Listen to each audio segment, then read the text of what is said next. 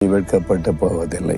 சூழ்நிலை வெட்கப்பட்டு போகிற மாதிரி தெரியலாம், ஆனால் நீ வெட்கப்பட்டு போவதில்லை. ஏன் தெரியுமா?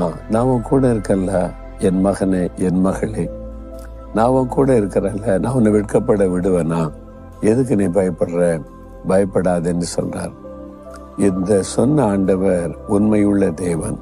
நான் உங்க காரியத்தை சொல்றாங்களா, முடிஞ்சது, அவ்வளவுதான், இனிமே இந்த குடும்பம் அவ்வளவுதான், உங்க பிசினஸ் அவ்வளவுதான், வேலை அவ்வளவுதான், ஊழியம் அவ்வளவுதான், எல்லாமே முடிஞ்சதுன்னு ஒண்ணு செய்ய முடியாதுன்னு சொல்றாங்களா? ஆண்டவர் சொல்றார், உன்னை வெட்கப்பட்டு போக விட மாட்டேன். இதுவரை காணப்பட்ட தடைகள், எதிர்ப்புகள் சகலமும் மாறும். இந்த மாதத்துல கர்த்தர் உங்களுக்கு ஒரு அற்புதம் செய்ய போகிறார்.